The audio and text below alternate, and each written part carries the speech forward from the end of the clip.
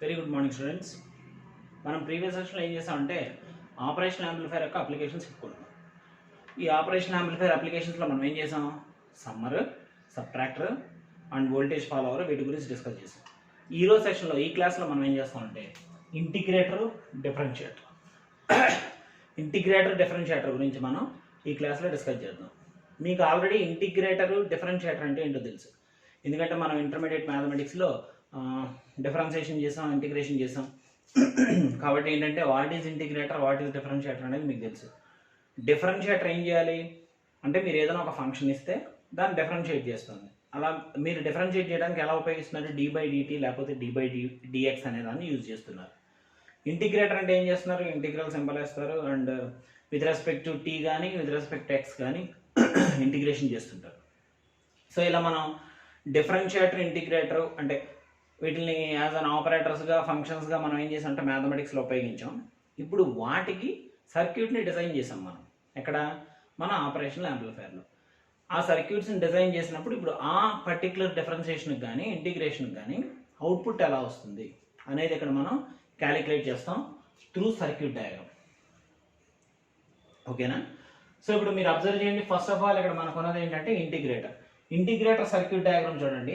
నేను రెండు పక్క పక్కన ఎందుకు గీసానంటే రెండు సర్క్యూట్ డయాగ్రామ్స్ సిమిలర్గా ఉంటాయి విత్ ఎ స్మాల్ చేంజ్. అందుకని ఈ రెండింటిని నేను పక్క పక్కనే డ్రా చేసి మీకు ఆ డిఫరెన్షియేషన్ చెప్తున్నాను. ఇది ఇంటిగ్రేటర్ సర్క్యూట్, ఇది డిఫరెన్షియేటర్ సర్క్యూట్. మీరు రెండు సర్క్యూట్స్ని జాగ్రత్తగా అబ్జర్వ్ చేయండి. ఇందులో మనం ఇచ్చే ఇన్పుట్, మనం క్యాలిక్యులేట్ చేసే అవుట్పుట్, ఈ టెర్మినల్స్ కామన్. ఓకేనా? మనం ఇక్కడ ఇన్పుట్ ఇస్తున్నాం, ఇక్కడ ఇన్పుట్ ఇస్తున్నాం, ఇక్కడ అవుట్పుట్ వస్తుంది, ఇక్కడ కూడా అవుట్పుట్ వస్తుంది, ఇవి కామన్. ఇంకా ఫీడ్బ్యాక్ చూడండి మీరు. ఫీడ్బ్యాక్లో ఉన్న రెసిస్టర్, కెపాసిటర్. ఇక్కడికి వచ్చేప్పటికి చూడండి రెండు ఎక్స్చేంజ్ అయ్యాయిగా.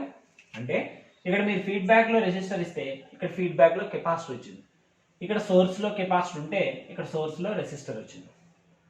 ఇది ఈ రెండింటికి ఉన్న డిఫరెన్స్. అంటే మీరు ఒక సర్క్యూట్లో ఫీడ్బ్యాక్లో దేన్ని ఉపయోగిస్తారో అది నెక్స్ట్ సర్క్యూట్కి ఏమైంది, సోర్స్లోకి వెళ్ళింది.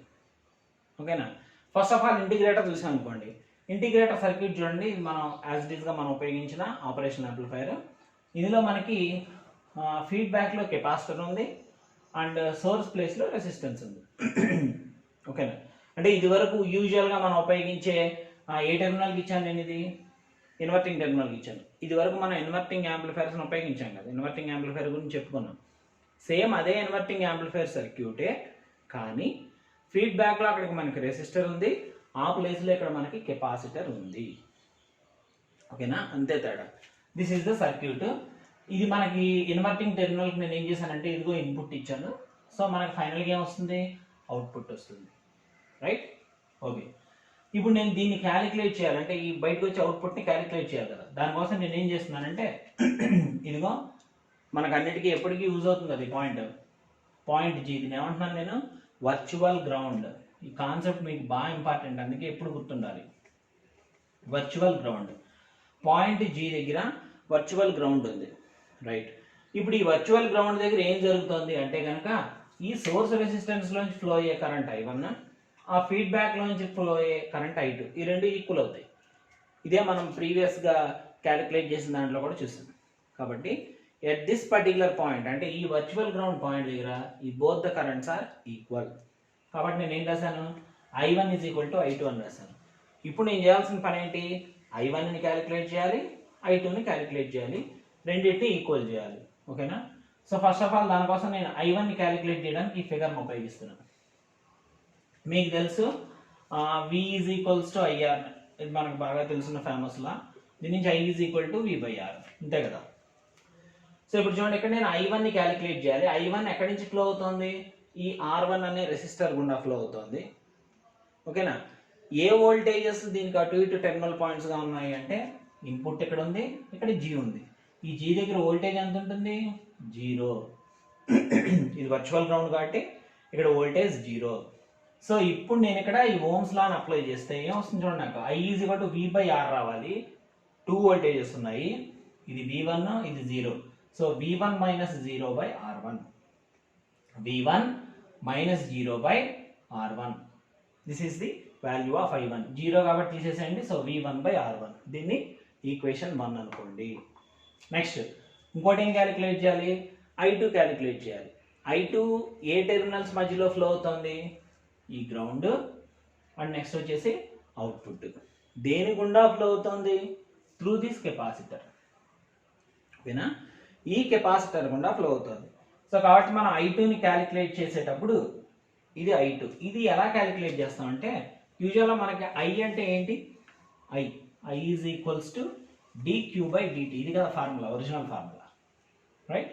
So I is equal to d/dt of Q అంటే ఏంటి అంటే VC కదా, అంటే potential into capacitance, V into C, అది Qకి ఫార్ములా. సో ఇదే ఫార్ములా ఇక్కడ ఉపయోగించాను చూడండి. నేను I2 is equal to C into ఏదో సమ్ dV/dt. ఇంకా ఈ Vని ఎలా క్యాలిక్యులేట్ చేస్తాననేది ఇదో ఇది ఎలా క్యాలిక్యులేట్ చేస్తున్నాను అంటే కనుక VC is equal to, VC అంటే కెపాసిటర్ మీద ఉన్న voltage, is equal to 0 - V0.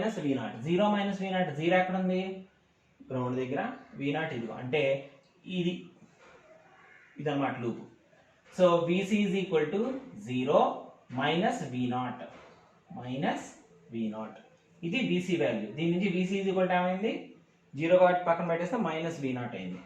ఇప్పుడు చూడండి I2 is equal to C into dVC/dt, అంటే దీని గుండా ఫ్లో అయ్యే కరెంట్ కదా, ఈ కెపాసిటర్ గుండా ఫ్లో అయ్యే కరెంట్ కాబట్టి ఈ ఫార్ములా ఉపయోగించి, ఇది into C,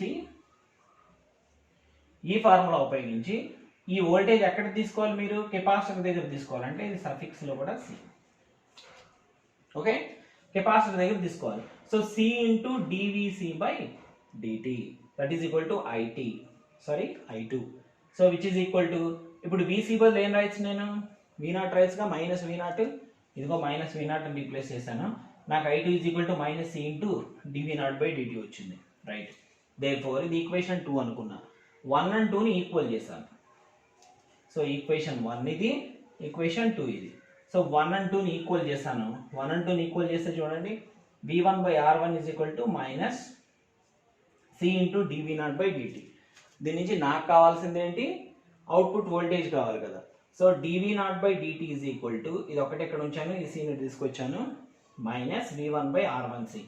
both side integration చేస్తున్నా, దీన్ని ఈ ఈక్వేషన్ని బోత్ సైడ్స్ ఇంటిగ్రేట్ చేస్తున్నా. చేయటం వల్ల ఏమవుతుంది, ఇది V0 మిగులుతుంది, ఇక్కడ -1/R1C ఇంటిగ్రల్, ఇది ఆల్రెడీ V1 కదా, దీన్ని ఇంటిగ్రేట్ చేసినప్పుడు ఏమైంది, V1/dt అయింది. సో నాకు final output V0 is equal to ఎంత వస్తుంది, -1/R1C1 integral V1 into dt. ఓకేనా, ఎందుకని అంటే చాలా సింపుల్. చూడండి ఇక్కడ మనకు R1 ఉంది, ఇదేమో C అనుకోండి.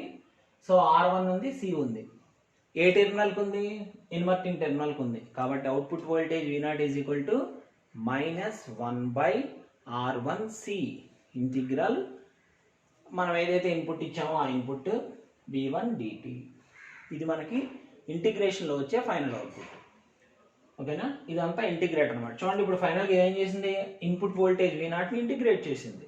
సింపుల్, పెద్ద కష్టమైంది కాదు. ఇప్పుడు దీని తర్వాత ఏంటి, డిఫరెన్షియేటర్.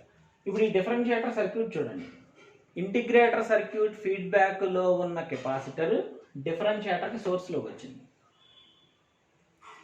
డిఫరెన్షియేటర్ ఇంటిగ్రేటర్ సోర్స్లో ఉన్న రెసిస్టర్ డిఫరెన్షియేటర్కి ఫీడ్బ్యాక్లోకి వెళ్ళింది, అంతే తేడా. రిమైనింగ్ అంతా మనకి సేమ్. మళ్ళీ మీరు అబ్జర్వ్ చేస్తే ఈ కెపాసిటర్ గుండా ఫ్లో అయ్యే కరెంట్ IC అండ్ ఈ రెసిస్టర్ గుండా ఫ్లో అయ్యే కరెంట్ IF. F అంటే ఫీడ్బ్యాక్ రెసిస్టర్ కాబట్టి దాని గుండా ఫ్లో అయ్యే కరెంట్ IF అంటాను. ఇప్పుడు ఈ IC IF ఈక్వలేగా. మళ్ళీ వర్చువల్ గ్రౌండ్ దగ్గర ఎక్కడ ఉంది వర్చువల్ గ్రౌండ్, మనకి ఇది సేమ్ అందులో లానే. సో ఇప్పుడు మళ్ళీ మనం చేయాల్సిన పని ఏంటి, ICని క్యాలిక్యులేట్ చేయాలి, IFని క్యాలిక్యులేట్ చేయాలి, రెండింటిని ఈక్వల్ చేయాలి. Simple one. సో ICని ఎలా క్యాలిక్యులేట్ చేస్తాం, ఇదిగో చూడండి, IC is equal to already ఇందాక ఇంటిగ్రేటర్లో చేసినట్టే అదే ఫార్ములాను ఉపయోగిస్తున్నాం. IC ఈజ్ ఈక్వల్ టు చెప్పా కదా మీకు, I is equal to dQ/dt. So that is equal to d/dt of Q అంటే VC, V into C. Okay, కాబట్టి ఇదిగో ఆ Cని బయటికి తీసుకొచ్చా, d/dt. ఈసారి ఇక్కడ V అనేది ఏంటి, ఎక్కడ ఉంది, కెపాసిటర్ ఇన్పుట్కి ఉంది కదా, కాబట్టి ఇన్పుట్ దగ్గర వోల్టేజ్ ఎంత ఉంది, VI ఉంది. సో ఇక్కడ నేను VI రాస్తున్నా. సో ఇది మనకి ఐసీ వాల్యూ. ఐఎఫ్ వాల్యూ కావాలి. ఇదిగో ఐఎఫ్ ఈజ్ ఈక్వల్స్ టు ఎంత ఉంటుంది ఐఎఫ్? కరెంట్ దేని గుండా అంటే ఈ ఐఎఫ్ ఎలా ఫ్లో అవుతుంది? ఇది వర్చువల్ గ్రౌండ్, మళ్ళీ ఇది అవుట్పుట్ వోల్టేజ్. ఓకేనా? వర్చువల్ గ్రౌండ్ దగ్గర వోల్టేజ్ 0, అవుట్పుట్ వోల్టేజ్ V0. కాబట్టి మనం రాసినప్పుడు ఎలా రాస్తాం? 0 - V0 RF అని రాస్తాం. 0 - V0 RF is equals to IF. ఈ 0 పక్కన పెట్టేస్తే -V0 RF. ఓకే, ఇది ఈక్వేషన్ 2. సో ఈక్వేషన్ 1 ఇది, 2 ఇది. అగైన్ మళ్ళీ మనం ఏం చేయొచ్చు? 1 2 ఈక్వల్ చేయొచ్చు. G దగ్గర 1 2 ఈక్వల్ అయింది కదా. సో 1 and 2 ఈక్వల్ చేసాం. సో ఆటోమేటిక్గా మళ్ళీ మనకి ఏమైంది? దీని నుంచి V0ని క్యాలిక్యులేట్ చేస్తున్నాం. So V0 of t is equal to -RFC × d/dt of VI of t. VI అంటే ఇన్పుట్ ఆఫ్ t. మీరు ఈ నొటేషన్స్ కన్ఫ్యూజ్ కావద్దు. మీరు VI అని రాసుకుంటే VI రాసుకోండి, V1 రాసుకుంటే V1 రాసుకోండి. ఎందుకు నేను ఇక్కడ VI of t ఇలా ఇలా అంటే ఫంక్షన్లా పెట్టి టీగా ఎందుకు రిప్రజెంట్ చేస్తున్నా అంటే, ఇంటిగ్రేటర్ కానీ డిఫరెన్షియేటర్ కానీ మీరు ఇచ్చే ఇన్పుట్స్ ఏసీ ఇన్పుట్స్ అనుకోండి, అంటే సైన్ వేవ్, కాస్ వేవ్, లేదా ట్రయాంగులర్ వేవ్, ఇలా సౌండ్స్ ఇస్తే అది ఏమవుతాయి? టైంతో పాటు మారే ఫంక్షన్సే కదా. అందుకని వాటిని VI of t అంటే ఫంక్షన్స్ కింద రాస్తున్నా. మీరు యూజువల్గా V1, V2, V3 ఇలా రాస్తారనుకోండి, సింప్లీ DC ఇన్పుట్స్ అవుతాయి. ఓకేనా? మీరు వీటికి DC ఇన్పుట్స్ కూడా ఇవ్వచ్చు. DC ఇన్పుట్ ఇస్తే ఏమవుతుంది? డిఫరెన్షియేటర్కి కాన్స్టెంట్గా అంటే లీనియారిటీని చూపిస్తుంది, అంతే తేడా. ఓకేనా? కాబట్టి ఇలా మనకి ఇంటిగ్రేటర్, డిఫరెన్షియేటర్ అని 2 కాన్సెప్ట్స్ ఉన్నాయి. ఈ 2 వెరీ ఇంపార్టెంట్ అనమాట. 2 కలిపి కానీ విడివిడిగా కానీ మనకు పబ్లిక్ ఎగ్జామ్లో అడిగే పాసిబిలిటీ ఉంది. ఓకేనా? సో సర్క్యూట్స్ చాలా సింపుల్, మెకానిజం కూడా సింపుల్. మీరు చేయాల్సిన పని at virtual ground both the currents are equal. ఏంటి బోత్ కరెంట్స్ అంటే? సోర్స్లోంచి పోయే కరెంటు, ఫీడ్బ్యాక్లోంచి పోయే కరెంటు 2 ఈక్వల్. ఇది మీరు ఫస్ట్ తీసుకోవాల్సిన కండిషను. దాని నుంచి కరెంట్ ఎలా క్యాలిక్యులేట్ చేయాలి? ఎప్పుడైనా రెసిస్టర్లోంచి పోయే కరెంట్ క్యాలిక్యులేట్ చేయాలంటే V = IR. కెపాసిటర్ గుండా ఫ్లో అయ్యేదాన్ని క్యాలిక్యులేట్ చేయాలంటే I = dQ/dt. Q ప్లేస్లో V × C ని తీసుకుంటారు. సో ఇలా మనం ఇంటిగ్రేటర్ని, డిఫరెన్షియేటర్ని ఏం చేస్తామంటే కంప్లీట్ చేస్తాం అన్నమాట. సో ఇంటిగ్రేటర్, డిఫరెన్షియేటర్ మనకి ఇండివిజువల్గా అయితే 5 మార్క్స్, మీకు కలిపి అడిగితే కనుక 10 మార్క్స్కి ఇచ్చే పాసిబిలిటీ ఉంది. ఓకేనా? సో ఈ వెరీ వెరీ ఇంపార్టెంట్. సో ఈ 2 టాపిక్స్ జాగ్రత్త చూసుకోండి. దీని తర్వాత అప్లికేషన్ ఏంటంటే మన కాంపరేటర్. ఓకే, అది ఎస్ఐకి ఇచ్చే పాసిబిలిటీ ఉన్న క్వశ్చన్. ఓకేనా? రైట్.